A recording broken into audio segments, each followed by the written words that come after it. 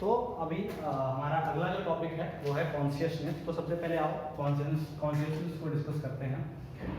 Consciousness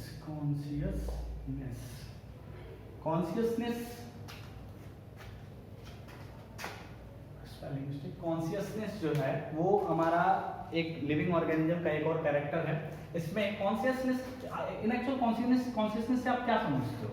consciousness से आपको awareness की फीलिंग आती है। जैसे कॉन्शियसनेस, जब मैं कभी ये बात कहता हूँ कि कॉन्शियसनेस, तो कॉन्शियसनेस से एक अवेयरनेस का मतलब समझ में आता है।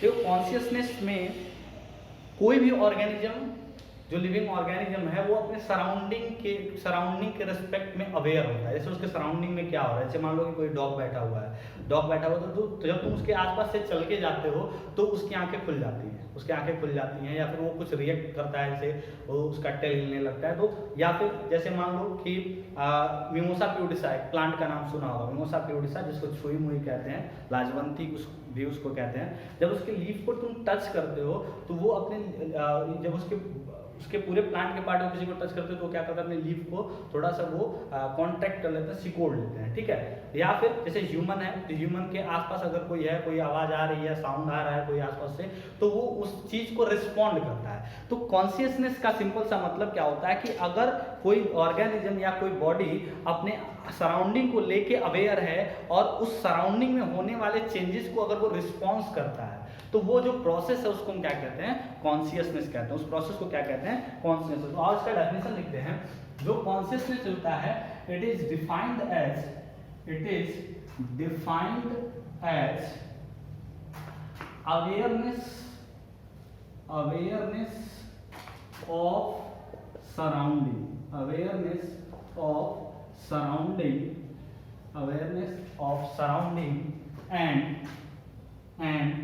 and response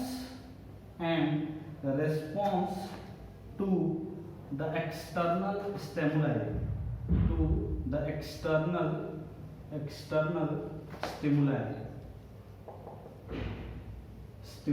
देखो, कॉन्शियसनेस को आप इस लाइन में डिफाइन कर सकते हो कि जो कॉन्शियसनेस है वो अवेयरनेस ऑफ सराउंडिंग है। पहली बात तो सराउंडिंग के बारे में पूरा बिल्कुल अवेयर रहना है कि क्या चेंजेस हो रहे हैं, और दैट पर्टिकुलर चेंज को या फिर दैट पर्टिकुलर एक्सटर्नल स्टिमुलस, जो हमारे सराउंडिंग में जो चेंजेस होते हैं, उन चेंजेस को हम स्टिमुली कहते हैं। जो हमारे सराउंडिंग में, किसी भी लिविंग ऑर्गेनिज्म के सराउंडिंग में जो चेंजेस होते हैं, उनको हम क्या कहते हैं, स्टिमुली कहते हैं। तो इस स्टिमुली को के बारे में अवेयर रहना कि हमारे सराउंडिंग में कोई स्टिमुलस है या कोई चेंजेस हो रहे हैं, और दैट पर्टिकुलर स्टिमुलस को रिस्पॉन्स करना ही क्या है, कॉन्शियसनेस है। वो उसको रिस्पॉन्स करना ही क्या है, कॉन्शियसनेस है। अब देखो, जो ये रिस्पॉन्स जो है, ये कॉन्शियसनेस जो है, वो हमारे नर्वस सिस्टम का एक हिस्सा होता है। जैसे अगर इसमें पॉइंट, नेक्स्ट पॉइंट जो लिखें, तो जो स्टिमुलस होता है, जो स्टिमुलाई है, ये जो स्टिमुलाई, इसको सेंस करने का काम हमारे जो सेंस ऑर्गन में प्रेजेंट रिसेप्टर करते हैं। कौन करता है, रिसेप्टर करते हैं। कहाँ पे रिसेप्टर प्रेजेंट होते हैं, हमारे सेंस ऑर्गन में। कहाँ प्रेजेंट होते हैं, सेंस ऑर्गन में। जैसे हमारा स्किन है,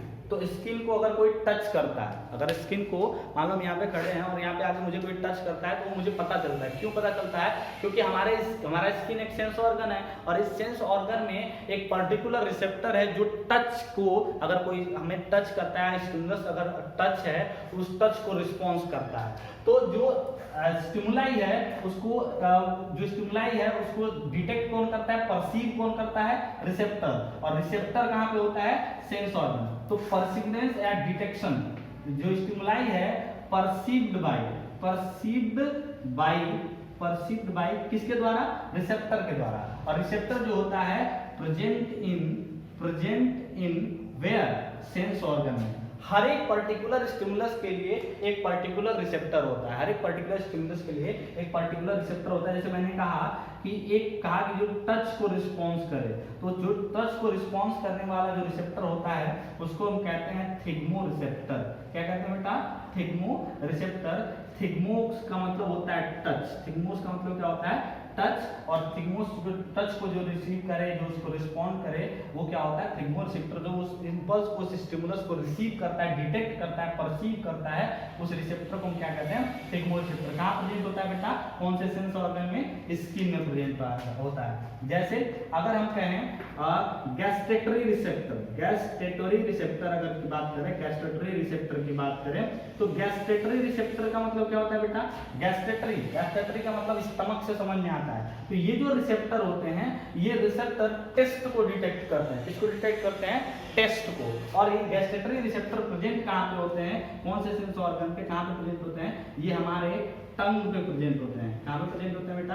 टंग पे, क्योंकि टेस्ट का काम वही करते हैं। तो बहुत सारे ऐसे रिसेप्टर्स जो होंगे हमारे सेंस ऑर्गन में, जो सेंस ऑर्गन एक पर्टिकुलर स्टिमुलस को रिसीव करेंगे और उसी रिसेप्टर के थ्रू जो ऑर्गेनिज्म होता है वो अपने सराउंडिंग या अपने आसपास होने वाले चेंजेस को लेके अवेयर रहता है। फिर वो जो स्टिमुलस का जो इंफॉर्मेशन है वो हमारे सेंट्रल नर्वस सिस्टम को जाता है, ब्रेन को जाता है, जो हमारा स्पाइनल कॉर्ड है वहां जाता है, फिर वहां से उस स्टिमुलस के लिए पर्टिकुलर रिस्पॉन्ड है। जैसे मान लो कोई गर्म चीज तुमने टच किया, तो तू गर्म चीज टच करोगे तो वो जो हॉट जो मटेरियल है, वो हॉट मटेरियल एक स्टिमुलस है, उसके लिए हमारे स्किन में थर्मो रिसेप्टर, जो टेम्परेचर को या जो हीट को रिसीव करते हैं, वो थर्मो रिसेप्टर प्रेजेंट है। जैसे तुमने उसको टच किया, थर्मो रिसेप्टर ने उस पर्टिकुलर स्टिमुलस को फील किया, वो थर्मो रिसेप्टर से वो दैट पर्टिकुलर इंफॉर्मेशन हमारे नर्वस सिस्टम के थ्रू कहाँ पहुंचता है? स्पाइनल कॉर्ड या ब्रेन को पहुंचता है। फिर वहां से एक रिस्पॉन्स आता है कि भाई आप वहां से अपना हाथ क्या करिए? हटा लीजिए। तो वहां से एक इंफॉर्मेशन आता है मोटर न्यूरॉन के थ्रू हमारे मसल्स में, मसल्स में फोर्स क्रिएट होता है और हम अपना हाथ वहां से हटा लेते हैं। तो कॉन्शियसनेस क्या था कि तुमने उस पर्टिकुलर स्टिमुलस को अवेयर होकर उस पर्टिकुलर स्टिमुलस को डिटेक्ट किया और फिर उसको क्या किया? तुमने रिस्पॉन्स किया। That particular process is known as what? Consciousness. और ये कॉन्शियसनेस जो होता है ये डिफाइनिंग कैरेक्टर होता है किसी भी लिविंग ऑर्गेनिज्म का। तो यहाँ पे एक पॉइंट हम लिखेंगे, यहाँ पे एक पॉइंट और लिख लेते हैं। It is the defining character, it is the defining character of living। जो डिफाइनिंग कैरेक्टर है ये किसका है? लिविंग है। मतलब ऐसे ऑर्गेनिज्म जो कॉन्शियस हैं वो लिविंग होंगे और जो कॉन्शियस नहीं है वो नॉन लिविंग होंगे। आपके एनसीईआरटी के बुक में एक लाइन दिया हुआ है, जिस लाइन को आप जब पढ़ोगे तो वहां पे एक लाइन दिया हुआ है कि जो ह्यूमन बीइंग होते हैं, जो इंसान होते हैं, जो ह्यूमन बीइंग होते हैं, वो human beings are self conscious. वो क्या होते हैं? Self conscious. ये लाइन लिखा हुआ है यहाँ पे कि human being are self conscious.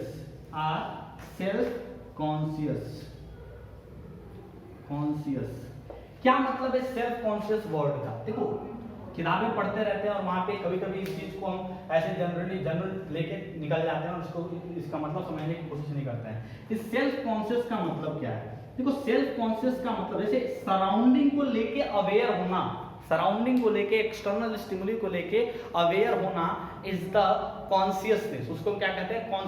Consciousness.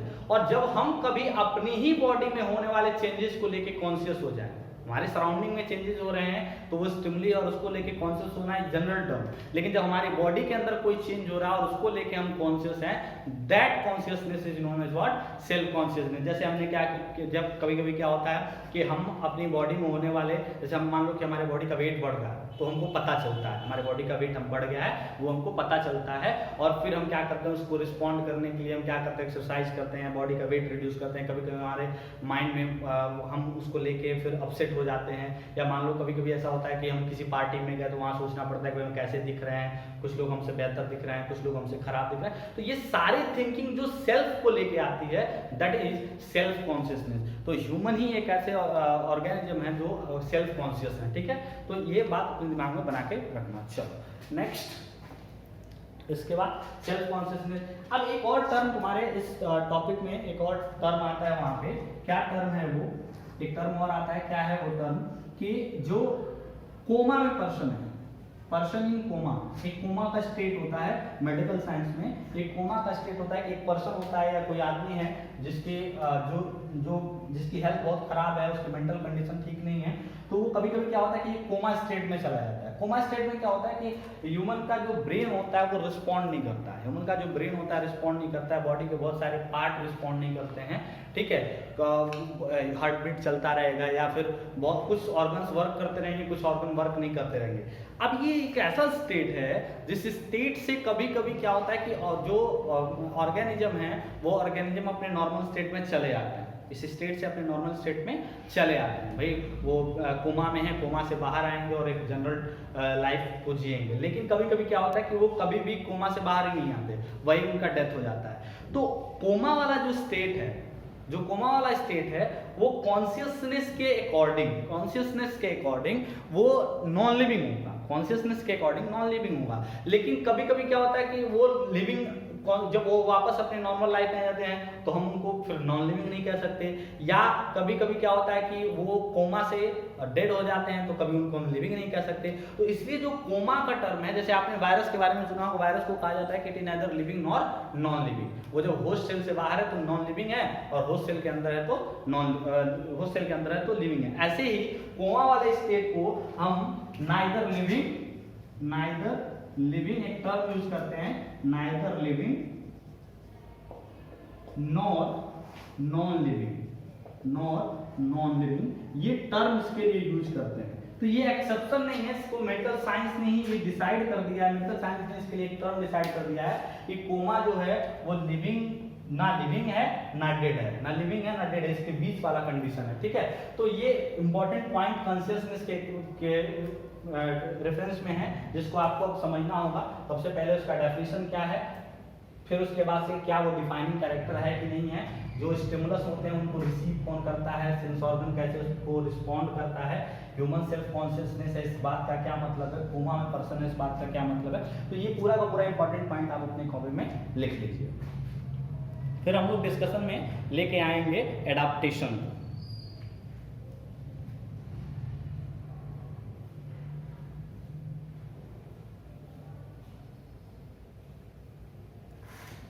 चलिए, तो अगला जो हमारा कैरेक्टर है लिविंग का, वो कैरेक्टर है एडाप्टेशन। अगला जो कैरेक्टर है वो कैरेक्टर है एडाप्टेशन कि जो लिविंग ऑर्गेनिज्म होते हैं उन लिविंग ऑर्गेनिज्म के अंदर एडाप्टेशन की कैपेबिलिटी होती है, तो समझते हैं एडाप्टेशन क्या होता है। अगला जो कैरेक्टर है वो कैरेक्टर है एडाप्टेशन।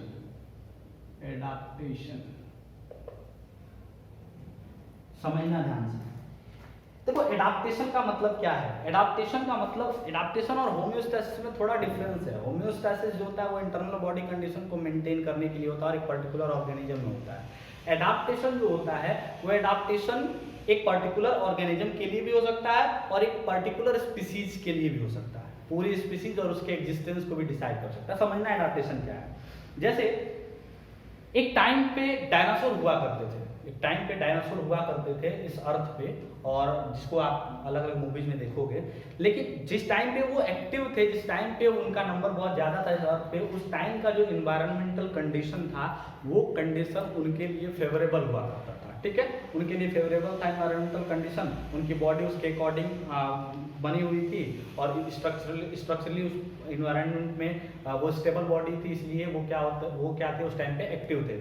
लेकिन फिर क्या हुआ कि इन्वायरमेंट धीरे धीरे चेंज होता गया और उस रिस्पेक्ट में जो डायनासोर थे उस डायनासोर का बॉडी का ऑर्गेनाइजेशन या बॉडी का जो स्ट्रक्चर था या बॉडी के जो पार्ट्स थे वो अपने आप को उसके अकॉर्डिंग मॉडिफाई नहीं कर पाए, उसके अकॉर्डिंग अपने आप को चेंज नहीं कर पाए, यानी कि वो चेंजिंग एनवायरनमेंट में खुद को अडॉप्ट नहीं करा पाए, इसलिए वो क्या हो गए, एक्सटिंक्ट हो गए, ठीक है, इसलिए वो क्या हो गए, एक्सटिंक्ट हो गए। तो एडाप्टेशन जो होता है वो एक चेंज है। एडाप्टेशन क्या है, एक चेंज है और वो चेंज एक जनरेशन से दूसरे जनरेशन में इनहेरिट भी होता है। तो एडाप्टेशन एक पॉजिटिव चेंज है, जिस चेंज से की वजह से जो ऑर्गेनिज्म है या जो उसकी स्पीसीज है वो चेंजिंग एनवायरनमेंट में खुद को सक्सेसफुली क्या करती है, खुद को सक्सेसफुली अडॉप्ट कर लेती है, सक्सेसफुली खुद को वहां पे फिक्स कर लेती है, अपने आप को उसके अकॉर्डिंग चेंज कर लेती है, ठीक है। तो समझना यहाँ पे कि जो एडाप्टेशन है उस एडाप्टेशन का क्या मतलब है। डेफिनेशन लिखते हैं यहाँ पे एडाप्टेशन का। एडाप्टेशन का डेफिनेशन क्या है, एडाप्टेशन जो होता है, डेफिनेशन लिखेंगे, इट इज यूजफुल। पहली बात, जो चीज यहाँ पे होने जा रही है वो यूजफुल होनी चाहिए, useful and inheritable,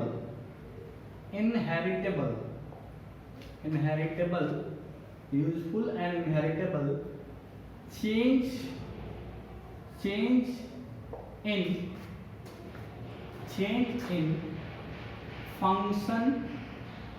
function structure and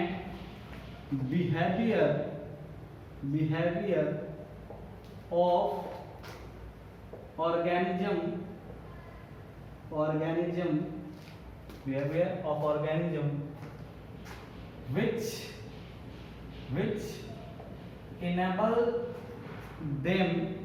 which enable them to successfully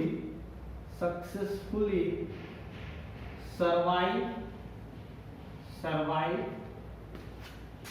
in changing environment।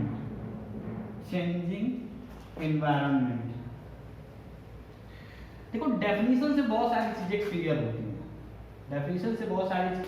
होती हैं, और डेफिनेशन पे बेस्ड बहुत सारे क्वेश्चन भी तुमसे एग्जाम में पूछे जाते हैं। जो एडाप्टेशन होता है, वो एडाप्टेशन सबसे पहले क्या है कि ये एक यूजफुल और इनहेरिटेबल चेंज है। जो एडाप्टेशन है वो एक यूजफुल और इनहेरिटेबल, पॉजिटिव चेंज इसलिए मैंने वर्ड यूज किया कि वो एक यूजफुल और इनहेरिटेबल चेंज है। कहाँ पे? या तो वो फंक्शन में, काम करने के तरीके में, या बॉडी के स्ट्रक्चर में, या किसी ऑर्गेनिज्म के बिहेवियर में, ठीक है, उसके रहने सहने के तरीके में। फंक्शन, स्ट्रक्चर और बिहेवियर के अंदर यूजफुल और इनहेरिटेबल चेंज अगर किसी ऑर्गेनिज्म के होता है जो उनको चेंजिंग इन्वायरमेंट के अंदर सक्सेसफुली सरवाइव करने में हेल्प करे, that particular change is known as what? Adaptation. उस पर्टिकुलर चेंज को हम क्या कहते हैं? एडाप्टेशन कहते हैं। सिंपल सा मतलब, जो चेंज हो रहा है वो पॉजिटिव यानी कि यूजफुल और इनहेरिटेबल होना चाहिए, एक जनरेशन से दूसरे जनरेशन में जाता हुआ होना चाहिए। दूसरा, वो चेंज कहाँ पे होना चाहिए? फंक्शन, स्ट्रक्चर या बिहेवियर में, ठीक है। जिस चेंज की वजह से जो ऑर्गेनिज्म है वो चेंजिंग, जो कंटिन्यूअस हमारा एनवायरनमेंट चेंज हो रहा है, उस चेंजिंग एनवायरनमेंट में सक्सेसफुली क्या कर पाए? सरवाइव कर पाए। ये क्या होता है? एडाप्टेशन होता है, ठीक है। अब जो एडाप्टेशन है, ये एडाप्टेशन दो तरह के होते हैं। एडाप्टेशन कितने तरह के होते हैं? दो तरह के एडाप्टेशन यहाँ पे होते हैं। सबसे पहले देखो, तुमने यहाँ पे यूजफुल और इनहेरिटेबल चेंज के थ्रू तुमने एडाप्टेशन का डेफिनेशन समझा। अब ये एडाप्टेशन जरूरी क्यों है? पहली बात ध्यान से समझना, एडाप्टेशन जरूरी क्यों है? जो एडाप्टेशन है वो जरूरी इसलिए है ताकि जो ऑर्गेनिज्म है वो ऑर्गेनिज्म की ब्रीडिंग, देखो ब्रीडिंग या reproduction is main function for existence of any species on the earth. अगर कोई ऑर्गेनिज्म है, उसकी स्पीसीज को इस अर्थ पे एग्जिस्ट रहना है, उसकी एग्जिस्टेंस बनाए रखना है, तो उस ऑर्गेनिज्म को कंटिन्यूअसली क्या करना पड़ेगा? रिप्रोड्यूस करना पड़ेगा नए ऑर्गेनिज्म, क्योंकि death is universal truth, death होना ही होना है। तो जब तक नए ऑर्गेनिज्म प्रोड्यूस नहीं होंगे तब तक उस पर्टिकुलर स्पीसीज का एग्जिस्टेंस कैसे होगा? तो जो एडाप्टेशन है वो एडाप्टेशन ऑर्गेनिज्म को ब्रीडिंग और उसके सर्वाइवल में हेल्प करता है। कहाँ पे हेल्प करता है? ब्रीडिंग और सर्वाइवल को। तो जो एडाप्टेशन है ब्रीडिंग एंड सर्वाइवल में हेल्प करता है। कहाँ पे हेल्प करता है? Breeding and survival. ब्रीडिंग का मतलब रिप्रोडक्शन करने में, और सर्वाइवल का मतलब उसको वहां पे एग्जिस्टेंस उसका बनाए रखने में, ठीक है। तो पहली बात, एडाप्टेशन होता क्या है और एडाप्टेशन किस चीज में हेल्प करता है? इस पर्टिकुलर चेंजिंग एनवायरनमेंट में उसकी ब्रीडिंग और उसके सर्वाइवल में हेल्प करता है। अब एडाप्टेशन दो तरीके के हो सकते हैं। क्यों? क्योंकि चेंज इन एनवायरनमेंट भी दो तरीके का होता है। भाई हमारे सराउंडिंग में जो चेंज है वो चेंज भी दो तरह का होता है। एक जो बहुत शॉर्ट टर्म के लिए हो, बहुत छोटे टाइम के लिए हो, और दूसरा जो बहुत लॉन्ग टर्म के लिए, बहुत लंबे टाइम के लिए हो। जैसे ठंडी है, विंटर सीजन है, छोटे टाइम के लिए रहता है, फिर विंटर सीजन चेंज होता है और समर सीजन आता है, समर सीजन चेंज होता है, रेनी सीजन आता है। तो क्या है कि ये कंटिन्यूअस मैनर में थोड़े टाइम के लिए चेंजेस होते रहते हैं। तो ये जो चेंजेस हैं ये शॉर्ट टर्म चेंज है, और इन पर्टिकुलर चेंजेस के लिए जो एडाप्टेशन ऑर्गेनिज्म अपनी बॉडी में लेके आते हैं, उन एडाप्टेशंस को हम क्या कहते हैं, शॉर्ट टर्म एडाप्टेशन। उनको क्या कहते हैं, शॉर्ट टर्म एडाप्टेशन। तो सबसे पहले यहाँ पे देखते हैं कि एडाप्टेशन कितने टाइप का होता है। एक होता है शॉर्ट टर्म एडाप्टेशन, एक होता है शॉर्ट टर्म एडाप्टेशन, और दूसरा जो होता है वो दूसरा क्या होता है, long term adaptation. Long term adaptation, adaptation, long term adaptation. Short term adaptation और लॉन्ग टर्म एडाप्टेशन दोनों में डिफरेंस क्या है ये समझना, और इसके एग्जांपल्स भी समझना। जैसे जो शॉर्ट टर्म एडाप्टेशन होते हैं, वो short term adaptation short period के लिए आते हैं, शॉर्ट पीरियड ऑफ स्ट्रेस के लिए आते हैं, शॉर्ट पीरियड ऑफ स्ट्रेस। जैसे मान लो कि किसी ऑर्गेनिज्म का बॉडी जो है वो बॉडी 37 डिग्री सेल्सियस पे रहने के लिए एडॉप्टेड है, उसका जो टेम्परेचर रेंज मान लो 35 to 40 डिग्री सेल्सियस है।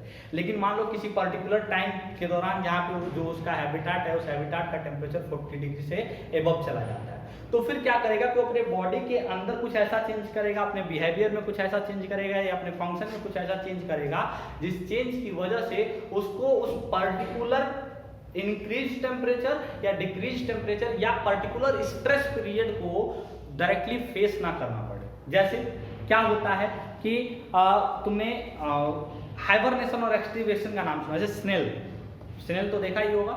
जो स्नेल होते हैं वो बारिश के टाइम पे क्या होता है कि पानी के किनारे किनारे से घूमते रहते हैं, ठीक है, बारिश के टाइम पे वो वैसे रहते हैं। लेकिन जैसे ही बहुत कड़ाके की धूप होती है, बहुत ज़्यादा धूप पड़ता है, बहुत ज़्यादा समर सीजन जब हॉट सीजन आता है, तो उस टाइम पे क्या होता है कि वो स्नेल सॉइल के अंदर चले जाते हैं।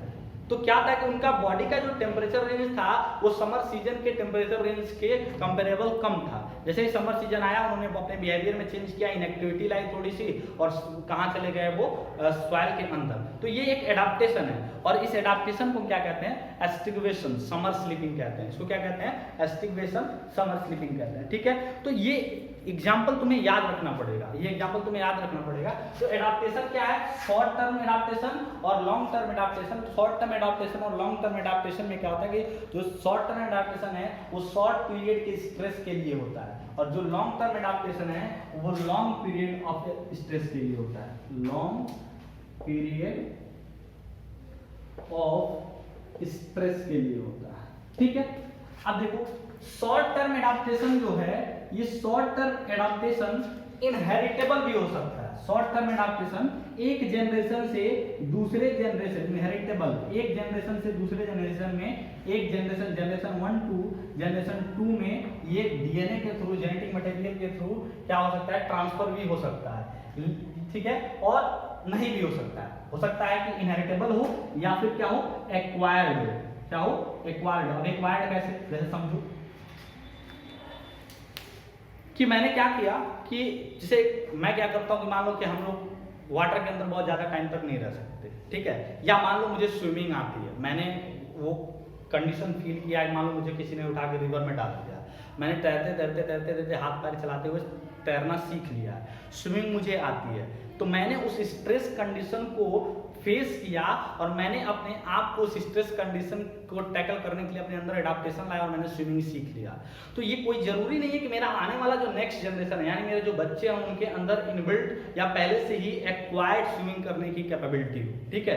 क्यों? क्योंकि जब वो उस स्ट्रेस कंडीशन को फेस करेंगे तो हो सकता है कि उनके अंदर वो एडाप्टेशन आए, या हो सकता है वो एडाप्टेशन ना आए। तो सिंपल सा मतलब क्या है कि जो शॉर्ट टर्म एडाप्टेशन होता है वो शॉर्ट टर्म एडाप्टेशन इनहेरिटेबल भी होता है, या हो सकता है वो सिर्फ एक्वायर्ड हो, एक पर्टिकुलर स्ट्रेस के लिए आया हो और फिर उसके बाद वो अगले जनरेशन में इनहेरिट ना हो पाए। लेकिन लॉन्ग टर्म जो लॉन्ग टर्म एडाप्टेशन है, उस लॉन्ग टर्म एडाप्टेशन का जो एडाप्टेशन होता है वो इनहेरिटेबल होता है, इनहेरिटेबल होता है। ये एक जनरेशन से दूसरे जनरेशन में जाएगा ही जाएगा, एक जनरेशन से दूसरे जनरेशन में जाएगा ही जाएगा। जैसे कहा जाता है कि पैर देखा है तुमने, कई सारे जो बर्ड्स होते हैं, जैसे तुमने बाज का पैर देखा होगा, हॉक का, वो क्या करता है उसके अंदर उसका जो पंजा है, उसका जो ये पाम है, वो पाम इतना ज़्यादा मॉडिफाइड होता है कि वो किसी चीज़ को उससे पकड़ भी सकता है, किसी चीज़ को स्ट्राइक भी कर सकता है। ठीक है, ऑस्ट्रिच का पंजा देखोगे तो वो किसी को पकड़ नहीं सकता, लेकिन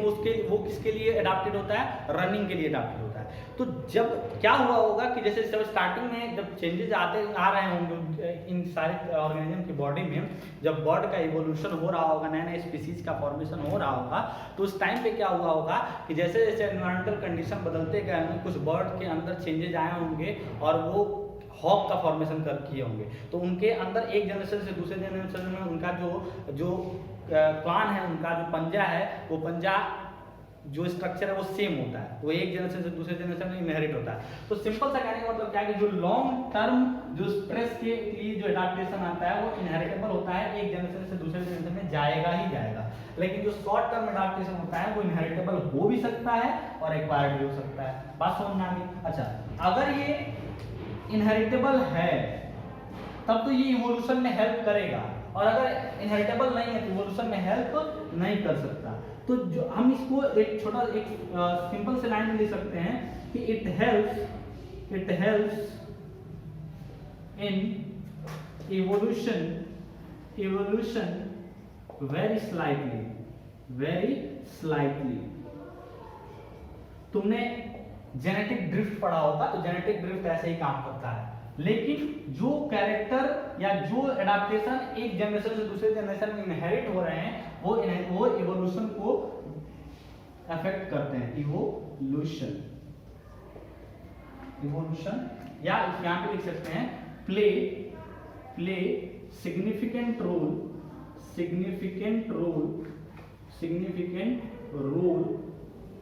इन इवोल्यूशन में सिग्निफिकेंट रोल प्ले करते हैं।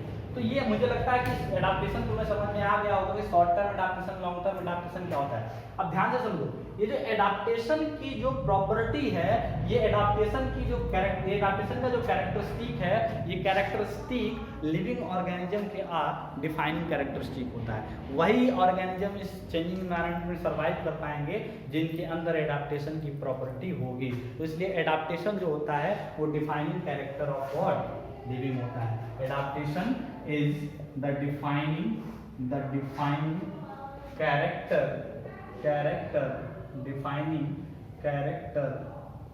ऑफ लिविंग का डिफाइनिंग कैरेक्टर होता है। तो मेरे हिसाब से एडाप्टेशन आपको समझ में आ गया होगा कि एडाप्टेशन क्या होता है, क्यों जरूरी होता है। ठीक है, तो इसको आप कॉपी पे लिख सकते हैं। नेक्स्ट यहाँ पे हमको जो पढ़ना है वो पढ़ना है इवोल्यूशन। नेक्स्ट हमारा जो कैरेक्टर है वो इवोल्यूशन है।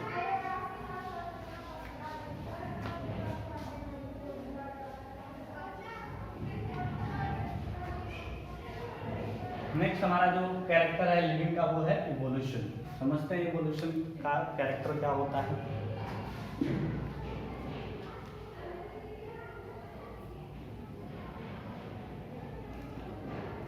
Next character evolution.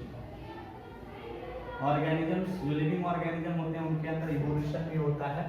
देखो इवोल्यूशन क्या है, evolution it is a slight change in structure of organism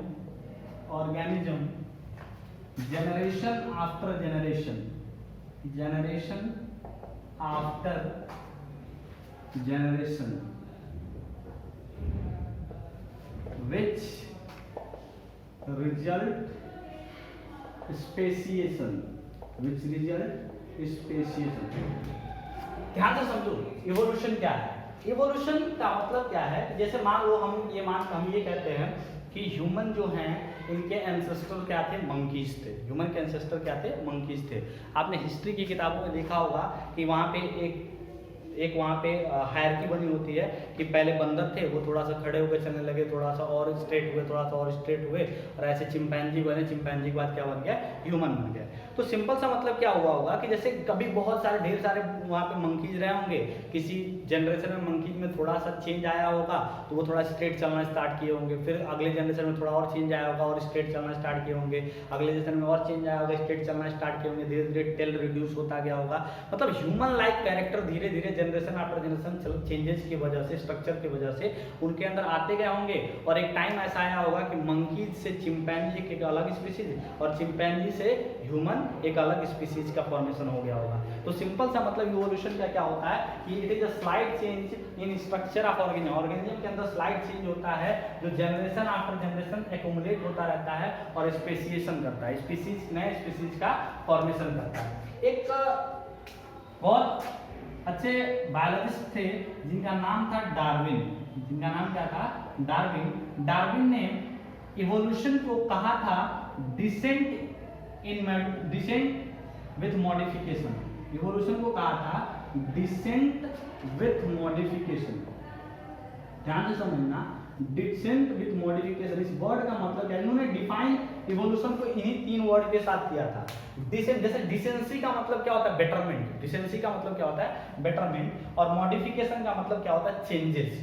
तो उन्होंने इवोल्यूशन को एक मॉडिफिकेशन, ऐसा मॉडिफिकेशन बताया था जो बेटरमेंट के लिए काम करता है, एनवायरनमेंट में एडजस्ट होने के लिए, बेटरमेंट के लिए काम करता है, और इसी बेटरमेंट वाले चेंज को हम क्या कहते हैं, इवोल्यूशन कहते हैं। तो ऑर्गेनिजम्स के अंदर वेरिएशन आते रहते हैं और वेरिएशन की वजह से वहां पे इवोल्यूशन होते रहते हैं। तो लिविंग ऑर्गेनिज्म का एक कैरेक्टर इवोल्यूशन भी है, ठीक है। तो अभी तक हमने ये इवोल्यूशन का कैरेक्टर हमने देखा, इसके पहले हमने वहां पे कॉन्शियसनेस, एडाप्टेशन और होमोस्टैसिस कैरेक्टर को देखा था।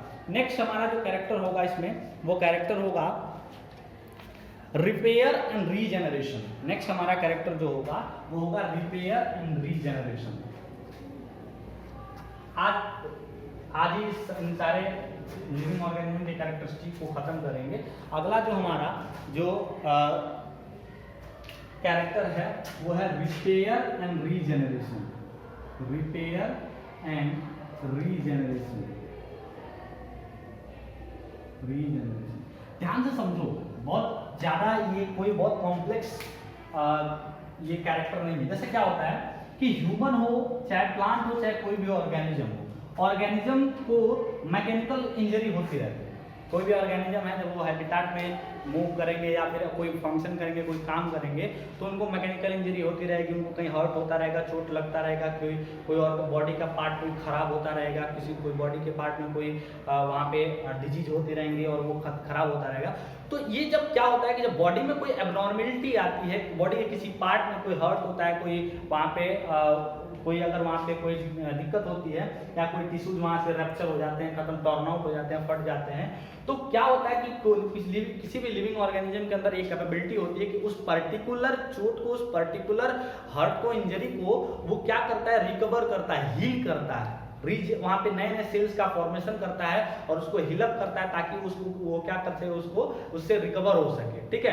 तो सिंपल सा मतलब क्या है कि हर एक लिविंग ऑर्गेनिज्म के अंदर ये कैपेबिलिटी होती है कि उसके अंदर अगर कोई वहाँ पे उसकी बॉडी के अंदर या बॉडी के किसी पार्ट में अगर कोई इंजरी है या बॉडी के किसी पार्ट में अगर कोई टिश्यू या कोई ऑर्गन का पार्ट कोई रप्चर हुआ है, तो उसको नए सेल्स का फॉर्मेशन करके, नए बॉडी का पार्ट का फॉर्मेशन करके उसको हिलअप करे, रीजेनरेट करे। बात समझ में आई? तो ये लिविंग ऑर्गेनिज्म की क्या होती है, एक लिविंग ऑर्गेनिज्म का डिफाइनिंग कैरेक्टर ये कैरेक्टर होता है। हर एक लिविंग ऑर्गेनिज्म के अंदर ये प्रॉपर्टी होती है कि वो अपने आप को रिकवर करता है, हील करता है, रिपेयर करता रहता है, ठीक है। बात समझ में आ गई? नेक्स्ट जो हमारे यहाँ पे कैरेक्टर इसके बाद हमको डिफाइन करना है, वो डिफाइन करना है यहाँ पे एजिंग को। किसको डिफाइन करना है? एजिंग को। ये हमारा एक कैरेक्टर था। इस कैरेक्टर के बाद हमारा नेक्स्ट कैरेक्टर है वो है एजिंग। कहते हैं ना गाँव में कि उम्र हो गई, बुढ़ापा आ गया। एजिंग का मतलब क्या होता है? जैसे जब हमारा बॉडी, जैसे हम क्या है, लिविंग ऑर्गेनिज्म क्या है? लिविंग ऑर्गेनिज्म एक सेल से बने थे, जिस सेल को हम क्या कहते थे? जाइगोट। मेल का और फीमेल का गैमेट जब फ्यूज होके जाइगोट बनाया, उस पर्टिकुलर जाइगोट से जब नए नए सेल का फॉर्मेशन होना स्टार्ट हुआ, फिर नए नए सेल्स से एम्ब्रायो बना, एम्ब्रायो से फिटस बना, और फिटस के बाद बर्थ हुआ, बर्थ के बाद चाइल्ड, फिर एडल्ट, फिर उसके बाद बुढ़ापा आया और फिर डेथ होता है। यही कहानी सबके लिविंग ऑर्गेनिज्म में होती है। ध्यान से समझना, जिस टाइम से जाइगोट का फॉर्मेशन हुआ उसी टाइम से हमारे बॉडी के जितने भी सेल्स होते हैं उन सेल्स के अंदर ओल्डनेस आती रहती है, बुढ़ापा आता रहता है। उसी टाइम से एजिंग स्टार्ट हो जाती है, उसी टाइम से हम बूढ़ा होना स्टार्ट हो जाते हैं, क्योंकि हमारा लाइफ उसी टाइम से स्टार्ट हुआ था जब जाइगोट का फॉर्मेशन हुआ था। और जो हमारा लाइफ स्पान, जो हमारा लाइफ होगा, उस लाइफ का एक एक सेकेंड फिर कम होना स्टार्ट होता है। तो हमारा जो एजिंग है, जो हमारा जो बुढ़ापा है, वो हमारे बर्थ के पहले से ही स्टार्ट हो जाता है, जब हमारा जाइगोट से एम्ब्रायो का फॉर्मेशन होता है। तो एजिंग क्या होता है? देखो, एजिंग जो होता है वो एक प्रोग्रेसिव प्रोसेस है। एजिंग क्या है? एक प्रोग्रेसिव प्रोसेस है। इसको हम डिफाइन करेंगे तो इस एजिंग को कि it is a progressive deterioration का मतलब बुढ़ापा होता है। डिटोरिएशन या डिक्लाइनेशन कह सकते हैं, डिक्लाइनेशन कह सकते हैं, डिक्लाइनेशन, डिटोरिएशन या declination. It is a progressive deterioration और declination in structure and function of organism के स्ट्रक्चर और फंक्शन में जो प्रोग्रेसिव डिटोरिएशन या डिक्लिनेशन होता है, उसके अंदर जो रिटार्डेशन जो आता है, रिटार्डेशन उसके स्ट्रक्चर या उसके फंक्शन में आता है, उसी पर्टिकुलर डिटोरिएशन या डिक्लिनेशन को हम फंक्शन या स्ट्रक्चर में डिटोरिएशन और जो डिक्लिनेशन होता है हम क्या कहते हैं? एजिंग कहते हैं। उसको क्या कहते हैं? एजिंग कहते हैं। ये जो एजिंग है, ये एजिंग हमारे बर्थ से पहले से स्टार्ट हो जाता है। जो ageing start from before birth के पहले से स्टार्ट हो जाता है। from the time of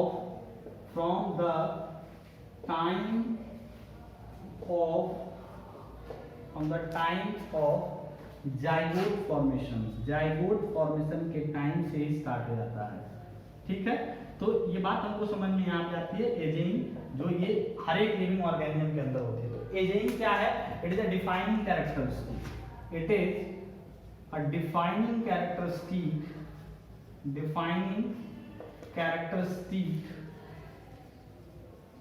characteristic of organism. देखो, क्वेश्चन तुमसे पूछा जा सकता है, राइट 2 और 3 और 4 डिफाइनिंग कैरेक्टरिस्टिक ऑफ लिविंग, या राइट 2 और 3 और 4 कैरेक्टर्स ऑफ लिविंग। ठीक है, तो वहां पे तुमको दोनों बातों में डिफरेंस है, ये बात ध्यान में रखना होगा। इसके बाद नेक्स्ट हमारा जो कैरेक्टर है वो कैरेक्टर है डेथ। नेक्स्ट हमारा जो कैरेक्टर है वो कैरेक्टर क्या है? डेथ। समझते हैं डेथ क्या होता है।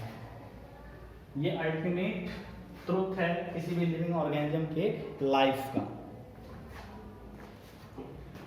नेक्स्ट कैरेक्टर क्या है? डेथ। देखो, कोई भी ऑर्गेनिज्म जो इस अर्थ पे बर्थ लिया है उसका डेथ क्या है वो श्योर है। इसीलिए हम डेथ को क्या कहते हैं? अल्टीमेट या यूनिवर्सल ट्रुथ कहते हैं। डेथ को हम क्या कहते हैं? यूनिवर्सल ट्रुथ या अल्टीमेट ट्रुथ। डेथ एक रिजल्ट है लाइफ का। डेथ क्या है? एक रिजल्ट है लाइफ का। तो इसलिए डेथ को हम कैसे डिफाइन करेंगे? इट इज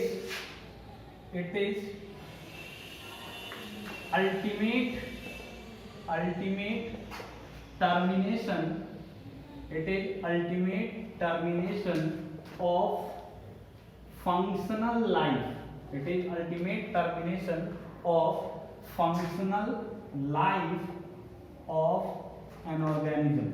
एक ऑर्गेनिज्म की जो फंक्शनल लाइफ है उस फंक्शनल लाइफ का अल्टीमेट टर्मिनेशन, जब वो फंक्शनल लाइफ खत्म होती है उस स्थिति को हम क्या कहते हैं? डेथ कहते हैं। तो it is ultimate termination of functional life of an organism, उसको हम क्या कहते हैं? डेथ कहते हैं। ये डेथ का बेनिफिट क्या है? हर चीज का बेनिफिट है, हर एक कैरेक्टर का बेनिफिट है। ये डेथ का बेनिफिट क्या है? जो डेथ होता है, ये डेथ बॉडी, जो हमारे बॉडी, जो हमारे लिविंग, जो हमारा ऑर्गेन, जो हमारे अर्थ पे ऑर्गेनिज्म होते हैं, उन ऑर्गेनिज्म को डिकम्पोज करता है। जो हमारे अर्थ पे जितने भी वहाँ पे अर्थ के जितने ऑर्गेनिक मटेरियल होते हैं उनके रिसाइकलिंग में हेल्प करता है। जैसे नए और जो ऑर्गेनिज्म है पुराने हो चुके हैं उनको, उनका डेथ होता है और नए ऑर्गेनिज्म का फॉर्मेशन होता है। और फिर उससे क्या होता है कि अर्थ पे जो हमारा ऑर्गेनिज्म, जो ऑर्गेनिज्म का ओवरलोड होता है, ओवर क्राउडिंग होता है, उससे बता रहे। जैसे समझो, मान लो कि अगर ऐसा होता कि किसी ऑर्गेनिज्म का, किसी स्पीसीज के ऑर्गेनिज्म का डेथ ही नहीं होता,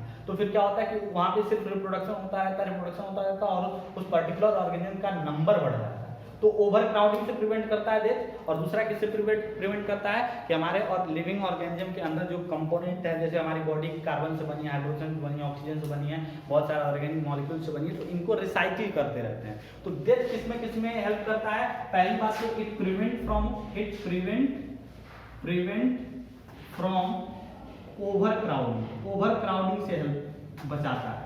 ओवर क्राउडिंग ऑफ ऑर्गेनिज्म की ओवर क्राउडिंग से बचाता है। दूसरा, ये किससे हेल्प करता है? रिसाइकलिंग ऑफ ऑर्गेनिक मटेरियल में हेल्प करता है। ऑर्गेनिक मटेरियल में हेल्प करता है। और ये भी डेथ भी जो है वो एक डिफाइनिंग कैरेक्टरिस्टिक है किसका? लिविंग का। It is also an defining characteristic, मतलब जितने भी लिविंग होंगे, कैरेक्टरिस्टिक ऑफ लिविंग, उनका डेथ होना जो श्योर है। कैरेक्टरिस्टिक ऑफ लिविंग, ठीक है। अब देखो, डेथ के भी दो टाइप होते हैं। यहाँ लास्ट, ये फाइनल टॉपिक हमारा यहाँ पे चलने जा रहा है। डेथ के भी दो टाइप होते हैं। कौन कौन से टाइप होते हैं उसको समझना है। एक तो होता है क्लिनिकल डेथ, जिसको साइंस, मेडिकल साइंस के लैंग्वेज में जिस पैटर्न पे डेथ वहाँ पे हम लोग अनाउंस करते हैं, उसको हम कहते हैं क्लिनिकल डेथ। और उसी एक होता है बायोलॉजिकल डेथ। ये क्या होता है? Biological death. तो दो तरह का डेथ होता है, दोनों को समझते हैं यहाँ पे। एक होता है क्लिनिकल डेथ। किस बात से हम समझेंगे कि जो ऑर्गेनिज्म है उस ऑर्गेनिज्म का क्लिनिकल डेथ हो चुका है। जनरली इसको हम एनिमल में ही देखते हैं। तो क्लिनिकल डेथ जो होता है, वो क्लिनिकल डेथ होता है किसमें? मान लो हार्ट बीट स्टॉप हो गया, हार्ट बीट स्टॉप हो जाएगा, तो कंडीशन क्लिनिकल डेथ का है। ब्रीदिंग स्टॉप हो जाएगा, ब्रीदिंग स्टॉप हो जाएगा, तो क्या है? क्लिनिकल डेथ है। प्यूपिल जो होगा, प्यूपिल डायलेट हो जाएगा, आंख प्यूपिल जो होगा वो बहुत ज्यादा खुल जाएगा, डायलेट। ये भी क्या है? Clinical death. जैसे हार्ट बीट स्टॉप हो गया, उसके बाद ब्रीदिंग स्टॉप हो गई, प्यूपिल डायलेट हो गया, और जो वहाँ पे पल्सेस हैं हमारे, हार्ट बीट स्टॉप है तो पल्सेस भी क्या हो जाएंगे? स्टॉप हो जाएंगे। पल्सेस जो होते हैं ये भी स्टॉप हो जाते हैं। इन चार कंडीशंस को फुलफिल होने के बाद हम जो ऑर्गेनिज्म या जो एनिमल है उसको क्लिनिकल डेथ घोषित कर देते हैं। इसके बाद एक होता है बायोलॉजिकल डेथ। ये क्या होता है? Biological death. देखो, बायोलॉजिकल डेथ क्या होता है कि बायोलॉजिकल डेथ में कौन कौन से कंडीशन होते हैं? एक, यहाँ पे ब्रेन जो होता है ये फंक्शन करना बंद कर देता है। पहली बात तो ब्रेन फंक्शन करना बंद कर देगा। दूसरा, जो बॉडी हमारी है वो बॉडी क्या हो जाती है? ये पेलनेस ऑफ बॉडी हो जाती है। बॉडी हमारी येलो हो जाती है, पेलनेस ऑफ बॉडी।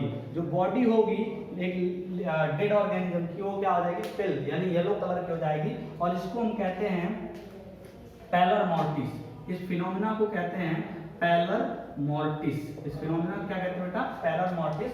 पहला तो क्या होगा कि ब्रेन फंक्शन करना बंद कर देगा। दूसरा पैलर मॉर्टिस यानी पेलनेस ऑफ बॉडी हो जाएगी। इसके बाद फिर वहाँ पे पैलर मॉर्टिस के बाद वहाँ पे लाइवर मॉर्टिस होता है। एक और फिनोमिना इसके बाद होती है जिसको हम कहते हैं लाइवर मॉर्टिस। लाइवर मॉर्टिस क्या होता है कि जो बॉडी का ब्लड होता है, जो ब्लड होता है वो ब्लड बॉडी के लोअर पोर्शन में मूव कर जाता है। जो बॉडी का ब्लड होता है वो लोअर पोर्शन में जाके मूव कर जाता है, इकट्ठा हो जाता है। इसको हम कहते हैं लाइवर मॉर्टिस। उसको हम क्या कहते हैं? Liver mortis. नेक्स्ट है एक एल्गर मॉर्टिस। नेक्स्ट क्या है? Elgar mortis. एक और है इसका पार्ट जिसको हम कहते हैं एल्गर मॉर्टिस। एल्गर मॉर्टिस का मतलब क्या होता है कि body temperature body temperature reduces, temperature get down, जो बॉडी का टेम्परेचर होता है वो बहुत नीचे चला जाता है, डाउन हो जाता है। फिर इसके बाद एक आता है राइबर मॉर्टिस। ये क्या होता है? राइबर